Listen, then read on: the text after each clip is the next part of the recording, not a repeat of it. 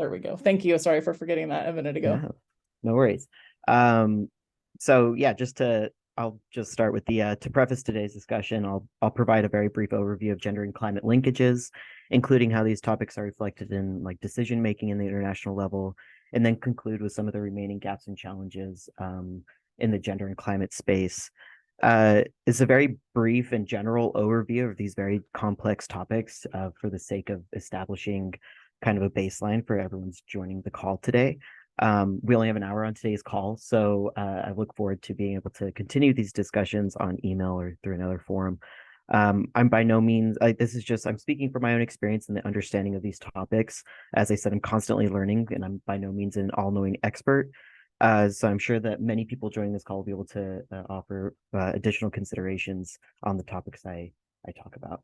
So let's see. Okay. So just to kind of start, I'm going to just provide a couple definitions very loosely of some terms that I'll be using throughout the presentations just to give us a common understanding of how I'll be using these terms. So gender is the socially defined roles, behaviors, expressions, and expectations associated with women and men in a given cultural context. Gender is dynamic and can change over time and varies widely within society and cultures. Gender norms influence commonly accepted ways of how people behave, interact, and how they perceive themselves and others, and the distribution of power and resources in society. This contributes to power imbalances and hierarchies based on gender that affect on individuals' rights to access to rights, resources, and services in all areas of life. In this presentation, I will be using the term sexual and gender minorities to refer to people with diverse sexual orientations, gender identities, gender expressions, and/or sexual characteristics, sex characteristics that place them outside of what is culturally mainstream categories. As a way to, and I'm not using minorities as a numerical minority, but as a way to recognize the power imbalances and structural inequalities that affect these people. In many international spaces, you also see the acronym SOGI-esque, right? So sexual orientation, gender identity, expressions, and characteristics, or people with diverse SOGI-esque.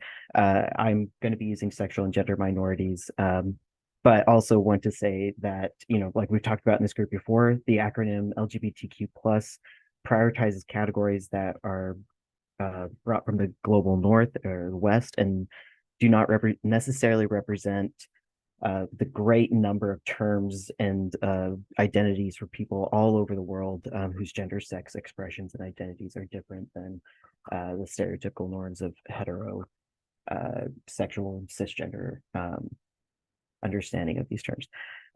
So that's just kind of this. I also want to say that, this terminology, we can talk about this terminology. This is just how I'm talking about it, but it's not the only way or the right way, necessarily like the correct way to talk about these issues. So just to kind of start, across contexts and geographies, women, girls, and sexual and gender minorities experience gender-based social, cultural, legal, and economic barriers that restrict equal access to opportunities, resources, and rights compared to men. And this is just a couple of the statistics available that I'm pulling out to talk about gender inequality. So 14% of economies have laws that give women the same rights as men. These include laws about what kinds of work women are allowed to do, what kinds of like protections they have in the home and workplace that affect their safety and their livelihoods, their access to justice, and their rights to own land and property and resources. Women and children in rural and low-income communities spend an average of 14 hours a day on unpaid household and care work. Women and children take on a majority of household care work, unpaid household care work that has many barriers and impacts on their mobility, on their income access, on their leisure, on their practice of different social and cultural practices. And then in decision making, women make up only about 26% of the representatives in national parliaments globally. In some areas, it's a little bit more. In some areas, it's a little bit less. But all over, we see that it's a very few and far between, and something that we can still work on. and inclusive representation in decision making helps to bring diverse ideas and voices and experiences to the table to influence innovative solutions to issues, including climate change. One study even found that countries with more women representatives in national parliaments lead to those countries adopting more stringent climate change policies. So it's something that is very important. And then this is a new statistic that I saw yesterday, was that in 2021, climate disasters prevented at least 4 million girls in low and middle income countries from continuing their education. And education is an important factor and something that has made serious gains over the last couple decades in terms of equal education for women and girls, but there's still many barriers and safety concerns for women and young women and girls accessing education, including prioritizing young men and boys' education over girls, women or girls dropping out of school to face early marriage or other types of gender-based violence, and many restrictions to travel. So this is just a couple, just to like kind of talk about gender inequality. So let's get to the meat of the issue as far as where we're here today. So why does gender equality relate to climate change? The ability to cope with and recover from and adapt to climate change impacts is shaped by social norms and the access to vital resources. Gender inequalities and discriminatory gender norms affect what someone can do, what they can afford to do, what information and they have access to, what social safety nets they have to support, and what they're permitted to do in society. If gender inequality impacts the safety, well-being, and progress and growth of all people and severely represents a loss for entire societies. And experiences and evidence from around the world show that gender and social inequalities significantly shape exposure and vulnerability to climate change. This means that women, men, and sexual and gender minorities are impacted by climate change very differently and in gendered ways, and they have different access to these resources and experience different social barriers or inhibitors to being able to access resources and services to help them adapt and cope with climate change and recover from climate change. Let's see. So just to kind of go through some of these factors very briefly. So we see this in discriminatory policy frameworks and cultural practices related to climate change. Policies and laws, climate change often fail to include how climate impacts women and sexual and gender minorities. And when they do talk about women, it's often framed them as a vulnerable group and recognizes them only in relation to their reproductive roles as in childbearing. And while it's essential to meet the sexual and reproductive health needs of all people in disasters and in climate stressed areas, there is a need to kind of address these structural inequalities that contribute to gender inequality and pervasive discrimination as a whole within our laws and policies. That women also have less rights and decision-making power over land and natural resources. That contributes to food insecurity and poverty and land loss, which in climate situations is worsened and limits the ability to adapt to and recover from these situations, and also increases a risk of gender-based violence.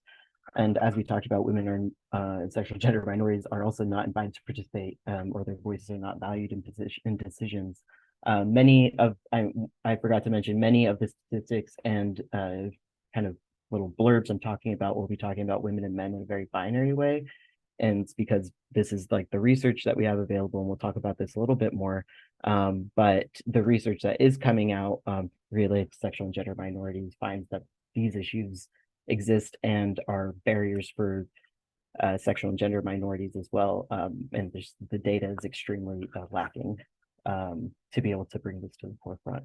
A couple more: lower incomes, restricted access to financial resources, so they don't have the buffer to be able to cope with climate change that impacts livelihoods and income. Barriers to education information. We talked about this. I actually also saw a statistic that says if all girls had access to quality education, fossil fuel emissions would be reduced by 37 to 41% by the end of the century. So we see that education is such a huge factor in being able to contribute to income, solutions, decision-making, and all these different aspects of our lives. And then disproportionate responsibility for care work. in disaster situations, in climate situations, the unpaid care work that women and children take on increases disproportionately, and they are limited from participation in decision making and income generation. This limits their mobility, which is a critical issue in climate emergencies, where social and cultural norms may keep women from evacuating areas or accessing shelters. For instance, in some cultures, women are permitted to travel outside the household without a male family member. In other cases, women may opt to stay behind to care for elderly, the injured, or the sick who are unable to, if like disasters reduction plans are not accessible, which increases their exposure to climate impacts. So over the last several decades, we've seen that there's been increasing recognition of these experiences, of these gender differentiated and very serious consequences and vulnerabilities of climate change on as related to gender, and the importance of including all people in perspectives and efforts to respond to and adapt to climate change. People have different adaptation needs, and climate change concerns based on where they live, how they sustain their livelihoods, and the roles they play in families and communities. And the unique perspectives, roles, and ideas, and knowledge, and priorities of all people are important for responding and adapting to climate change. But right now, we're only centering the voices mainly of men and mainly of people from the global north. Let's see. At the international level, this is manifested in conventions and guidelines and frameworks and agreements across environmental and climate change spaces that have incorporated gender equality and women's empowerment, and also human rights conventions such as the Convention on the Elimination of All Forms of Discrimination Against Women, or CEDAW, integrating more environmental and climate decisions and guidance in their spaces as well.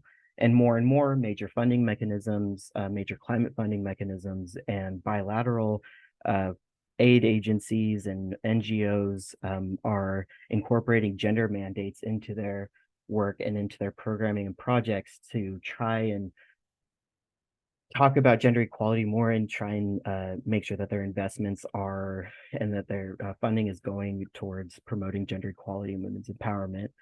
But despite the importance of gender equality in combating climate change and the impacts of climate change on gender equality and on women and sexual and gender minorities, there's varying recognition of those decision-making spaces at the international level. There are persistent challenges to realizing the significant progress that is needed on gender equality and inclusive climate action. So just to conclude, these are just a couple of the gaps and challenges that I've pulled out. There are many, many more, and we can talk about it more in the discussion. But one issue is again the exclusion.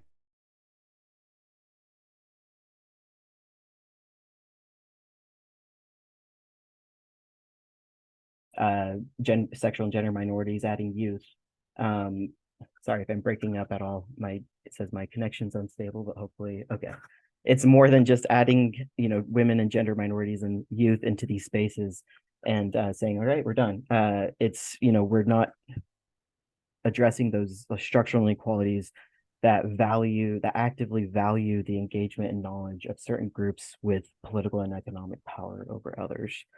At the international level, one of the papers I sent, or both the papers I sent out, kind of talk about, the annual conferences on climate change and the decision-making spaces and environmental issues that drive priorities and investment decisions, but noting that these spaces are not accessible to non-state actors, civil society, advocacy groups, especially those representing women and sexual and gender minorities and indigenous peoples and youth. And barriers to entry and protocol-related knowledge have led to these voices and concerns of those most impacted by climate change and with the capabilities to lead action as being sidelined and barred from participating in these decision-making bodies. And furthermore, many of these spaces are driven and prioritize market-driven solutions to climate change that really are counter to the justice-centered solutions that champion women, youth, and sexual and gender minorities and indigenous peoples. Another challenge is the limited data on gender and climate change impacts and outcomes. And this is something I mentioned before. when we talk about limited data at the gender and kind of environment and climate change world, we're talking, many people talk about sex disaggregated data, like men and women, but we're also just very much don't have data and aren't collecting data and aren't prioritizing data collection on gender and sex as it also incorporates sexual and gender minorities around the world, and how it relates to climate change and how these issues are manifesting for these different groups. This kind of limits the ability for us to, have evidence-driven policy and strategy development and inform investment priorities by governments and NGOs and financing mechanisms. And this limited data and analysis also allows policies and programs and projects to kind of to continue to address gender in such a cursory way that is like really just like put at the beginning, like, oh, we're also doing this in a gender responsive way, but then not really meaningfully contributing resources and services to address those structural inequalities. And then also at the end of this, and kind of like the main reason why I'm excited to talk about this group is our narrow and limited understanding and characterization of gender in the gender and climate change space. So often gender is conflated with women, and women are treated as a singular vulnerable group with fixed roles and experiences. And I admit, often when I talk about these issues in such a general way, I fall into this like trap of like kind of homogenizing, essentializing women. And this tendency results to critical underrepresentation and omission of diverse experiences of women around the world, but also sexual and gender minorities, and the impact of harmful masculinities on progressing on gender inequality and the driving factors on climate change. And sexual and gender minorities are part of every society of the world, and they always have been. And they're often subject to discriminatory laws and norms based on heteropatriarchal ideals of gender and sex. And they face criminalization, state-sanctioned surveillance, restrictions to freedoms, social ostracization. I can write that word, but I can't say it. And violence. And this restricts their access to essential services and healthcare and income, and limits their agency and contributions to society or to solutions, and it results in precarious livelihoods that reduces their resilience to climate change and to the impacts of climate disasters.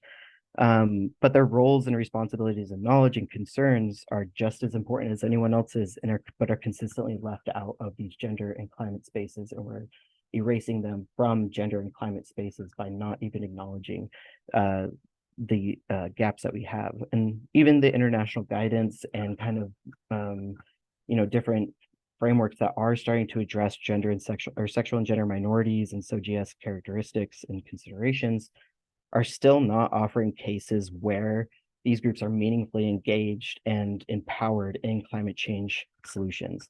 So I've talked a lot. I hope I'm not taking up way too much time. We have plenty of time for discussion, but I will just, that's kind of just my big spiel. As I said, I'm sure other people have additional considerations. These are the questions that were sent in the email, but these are just kind of guiding questions. If we have any other things that we'd like to talk about, happy to, kind of see where everyone wants to say. So thank you so much again for having me. Yeah, I'll turn it back over to Brent.